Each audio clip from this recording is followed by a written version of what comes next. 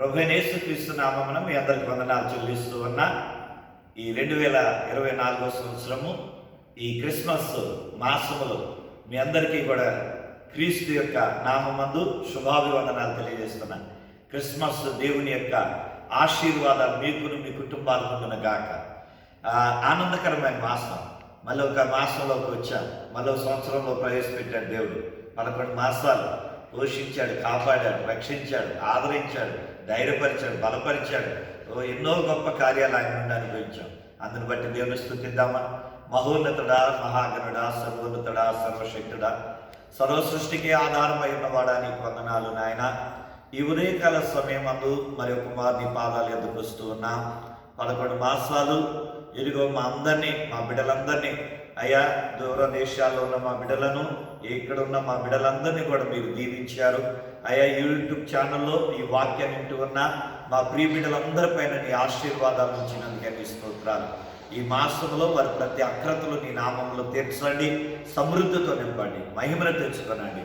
అయ్యా గత కాలంలో కాచిన దేవా, రాబోయే దినాల్లో కూడా కాపాడమని, కరుణా వాత్సల్యంతో నింపమని యేసు నామంలో ఈ స్తుతియాగాని ఈ మనవులను మీకు అర్పించుకొని ప్రార్థించుకొని ఉన్నాము తండ్రి, ఆమేన్.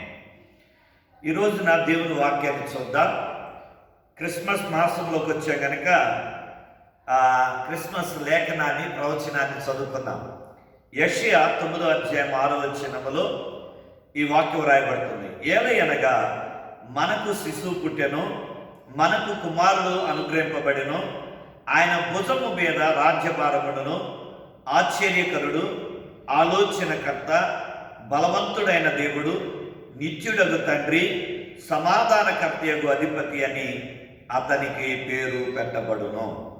ఎంత గొప్ప మాట అండి ఇది. మనకు శిశువు పుట్టెను, మనకు అని వాడబడుతుంది బహువచనం. అంటే భూలోకములో ఉన్న సర్వ మానవాళి కొరకై ప్రభువైన యేసుక్రీస్తు వారు ఈ భూలోకంలో జన్మించినట్లుగా ఇక్కడ మనం చూస్తూ ఉన్నాం. మనకు శిశువు పుట్టెను, మనకు కుమారుడు అనుగ్రహింపబడెను. కుమారుడు మన కొరకు వచ్చాడు. ఇది ఏ ఒక్కరి కొరకు కాదు, క్రైస్తవుల కొరకో లేకపోతే ఇంకొకరి కొరకు అని కాదు, సర్వ మానవాళి కొరకే.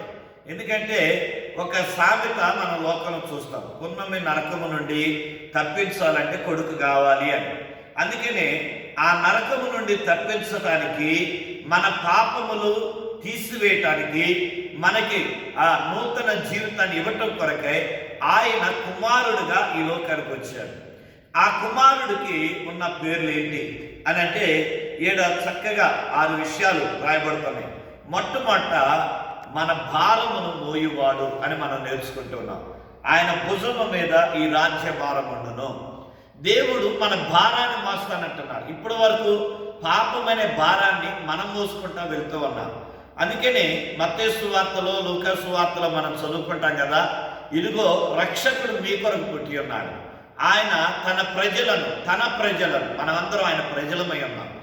కనుక తన ప్రజలను వారి పాపముల నుండి ఆయన విడిపించును. ఆయనకి యేసు అని పేరు పెట్టారు. యేసు అంటే రక్షకుడు అని అర్థం. ఈ లోకంలో చాలా మంది మనల్ని రక్షించడానికి ఉన్నారు. ఇప్పుడు పోలీస్ డిపార్ట్మెంట్ ఉంది, రక్షక భట నిలయము అని అంటారు. అది మర్చిపోయి ఎప్పుడు మనం పోలీస్ స్టేషన్ పోలీసులు అని అంటాం. కానీ మనల్ని రక్షించడానికి ఉన్నటువంటి వారు. అలాగే న్యాయస్థానం ఉంది, కోర్టు, హైకోర్టు, న్యాయాధిపతులు ఉన్నారు, జడ్జెస్ ఉన్నారు. వీళ్ళందరూ ఎందుకంటే ఈ లోకంలో ప్రజల యొక్క క్షేమం కొరకే నియమించబడిన వారు. అయితే ఈ లోక సంబంధమైన సమస్యలు, పరిస్థితుల్లో వారు మనకు సహకారులుగా ఉంటారు, మనం కాపాడుకుంటారు. కానీ మన హృదయంలో ఉన్న పాపము నుండి, మనం చేసినటువంటి పాపపు స్వభావం నుండి మనం విడిపించాలంటే ఈలలో ఎవరి వల్ల కాదు, ఆ పాపము నుండి విడిపించగలిగింది ఏకైక దేవుడు ప్రభుని యేసుక్రీస్తు వారే. ఆయన అంటూ ఉన్నాడు, నీ పాప భారాన్ని నాపై మోపు, ప్రయాసపడి భారం మోయిచున్న సమస్త జనులారా నా యొద్దకు రండి అని పిలుస్తూ ఉన్నాడు. ఎందుకంటే నువ్వు భారాన్ని మోసుకొని వెళ్తూ ఉన్నావు. ఇక నుండి నువ్వు ఆ భారం మోయాల్సిన పని లేదు, ఆ భారంతో నువ్వు నలిగిపోవాల్సిన పని లేదు, ఆ భారంతో నువ్వు నరకానికి వెళ్ళాల్సిన పని లేదు. ఆ భారాన్ని నాపై వేసి ఇదిగో నువ్వు పశ్చాత్తాపడి మరలా అలాంటి పాపం చేయకుండా నువ్వు జీవించినట్లయితే నేను నిన్ను నిత్య రాజ్యంలోనికి తీసుకెళ్తా, నిత్యత్వంలోనికి తీసుకెళ్తా అని ప్రభు మనం పిలుస్తూ ఉన్నాడు. ఆ నిత్యత్వంలోకి వెళ్ళటం కొరకే ఆయన ఈ లోకంలో కుమారుడిగా మనకు అనుగ్రహించబడను అని యెషయా ముందుగానే తెలియజేస్తూ ఉన్నాడు. రెండవదిగా ఆడ మనం చూస్తే ఆశ్చర్యకరుడు అని వ్రాయబడింది. నిజమే కదండి, ఆశ్చర్యకరుడు అంటే మనం ఒకసారి ఆశ్చర్యపోతూ ఉంటాం. సడన్గా ఏదైనా చూసినప్పుడు, ఆ వింతైన దాన్ని చూసినప్పుడు, అలాగే మన మనస్సుని ఆహ్లాదపరిచే దాన్ని చూసినప్పుడు, మనం తెలియనటువంటి ఒక క్రొత్త అనుభూతిలోకి వెళ్ళినప్పుడు, క్రొత్త ప్రదేశంలో చూసినప్పుడు, ఇలాగా కొన్ని సందర్భాల్లో ఆశ్చర్యపోతాం. అలాగే ఉద్యోగం రాదనుకున్నాం, ఉద్యోగం వచ్చింది, ఆశ్చర్యం. పాస్ అవ్వనుకున్నాం, ఫెయిల్ అవుతావు అనుకున్నాం, కానీ పాస్ అయ్యావు, ఎంత ఆశ్చర్యం. అసలు ఫస్ట్ క్లాస్ రాదనుకున్నాం, పాస్ అయితే చాలే అనుకున్నాం, అలాంటి ఫస్ట్ క్లాస్లో పాస్ అయ్యావు, ఎంత ఆశ్చర్యమో. అంటే మనం ఆశ్చర్యపోతుంటాం మనం అలాంటి సంఘటనలు మన జీవితంలో జరిగినప్పుడు. ఈయన పేరే ఆశ్చర్యకరుడు. ఆయన జన్మం ఆశ్చర్యము, ఆయన జీవనం ఆశ్చర్యం, ఆయన మరణం ఆశ్చర్యం, ఆయన తిరిగి లేవటం ఆశ్చర్యం, ఆయన చేసిన ప్రతి కార్యము కూడా ఆశ్చర్యములైనవి. ఆయన ఆశ్చర్యకరుడు.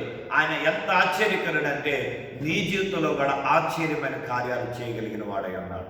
ఆయన నీ రోగాల నుండి, ఎలాంటి రోగాలైనా, ఆయన కుష్ఠరోగిని తీసేశాడు, అలాగే ఆయన పాపమైన రోగాల నుండి విడిపించాడు, అలాగే జ్వరాల నుండి, దెయ్యాలతో పీడింపబడుతున్న వారిని, అలాగే ఎంతో మందిని ఆయన విడిపించి ఎన్నో ఆశ్చర్యమైన అద్భుతమైన కార్యాలు జరిగించాడు. ఈ రోజున నీవు కూడా విశ్వసిస్తే, దేవుడు అంటున్నాడు, నమ్ముట నీ వలనైతే నమ్మువానికి సమస్తము సాధ్యమే.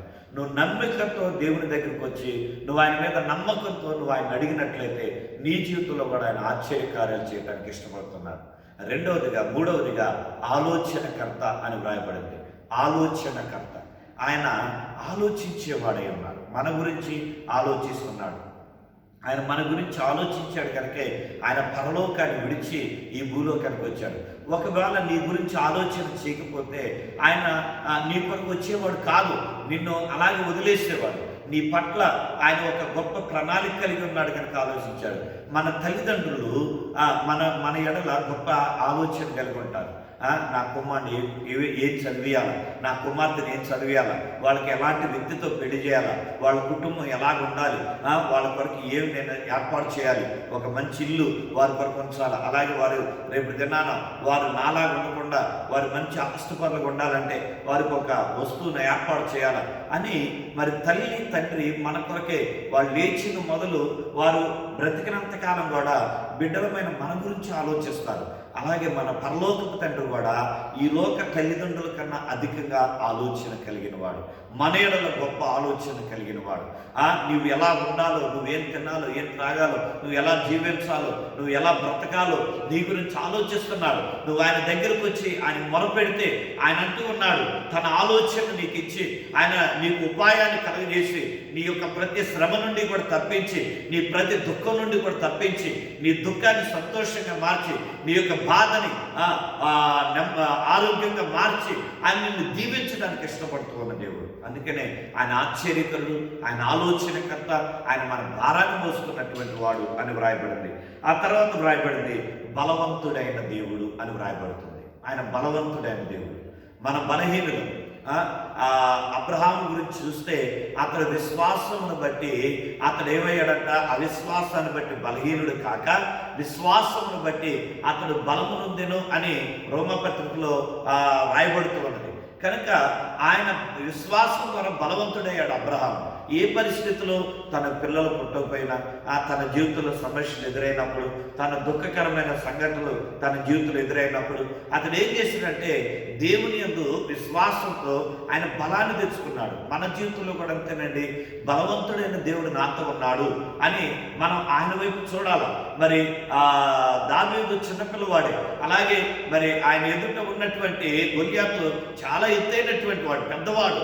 మరి అతను చూసి చిన్నవాడు, నేను బలహీనుడు కదా అని అనుకోవాలా, నా పక్షంగా నా దేవుడు ఉన్నాడు, నా బలవంతుడైన దేవుడు, గొల్యాతును ఓడించగలిగిన వాడు, గొల్యాతును సంహరించగలిగిన వాడు, నా దేవుడై ఉన్నాడు అని సింహాపు నోట నుండి అలాగే ఎలుగుబంటి నోట నుండి వాటి యొక్క బలము నుండి తప్పించిన ఆ దేవుడే ఈ యొక్క మానవుని యొక్క చేతుల నుండి కూడా తప్పిస్తాడన్న ధైర్యంతో, విశ్వాసంతో ఆ బలవంతుడి మీద ఆధారపడి దావీదు ముందుకెళ్ళాడు కనుక ఆ దావీదు విజయాన్ని పొందుకున్నట్లుగా మనం చూస్తూ ఉన్నాం. కనుక మన దేవుడు బలవంతుడు కనుక ఆయన మీద మనం ఆధారపడితే మన బలహీనతలో మనల్ని బలపరచువాడుగా ఆయన ఉన్నాడు. తర్వాత మనం చూస్తూ ఉన్నాం ఆయన బలవంతుడైన దేవుడని, నిత్యుడగు తండ్రి, నిరంతరం కూడా మనతో ఉండే తండ్రి. మోషేతో అన్నాడు ఉన్నవాడను అనువాడను అని.